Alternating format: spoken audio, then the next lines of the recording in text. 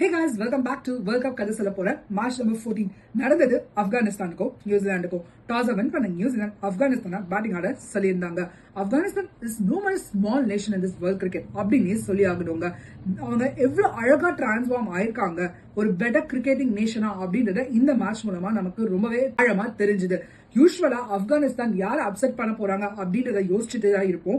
ரொம்ப ஒரு குவாலிட்டி சைடா பயங்கரமா இம்ப்ரூவ் ஆயிருக்காங்க. இன்னும் பெட்டர் வேல மத்த டீம்ஸ அப்செட் பண்ண ஆரம்பிச்சிருக்காங்கன்னே சொல்லணும். மோஸ்ட்லி ஆப்கானிஸ்தானோட பேட்டிங்கை எடுத்துக்கிட்டோம்னா அவங்க டாப் 4 தான் ரிலே பண்ணியிருக்காங்கன்னு சொல்லுவோம்.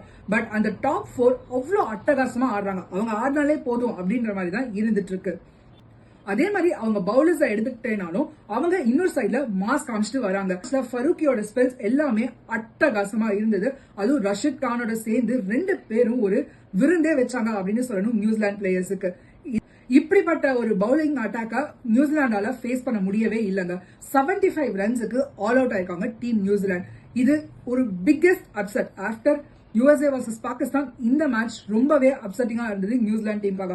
ஒரு சைட்ல ஆப்கானிஸ்தானை பார்க்க சந்தோஷமா இருந்தாலும் இன்னொரு சைட்ல கேன் வில்லியம்சனை பார்க்க ரொம்பவே கஷ்டமா தான் இருந்தது. But cricket is cricket. Afghanistan are strong contenders of world cup title அப்படின்ற மாதிரி தான் எனக்கு ஃபீல் ஆகுது மக்களே. ஸோ இதோட நெக்ஸ்ட் மேட்ச் அப்டேட்ஸ் பார்க்கலாம். அதுக்கு முன்னாடி என் பேஜை ஃபாலோ பண்ணிக்கோங்க. Bye guys.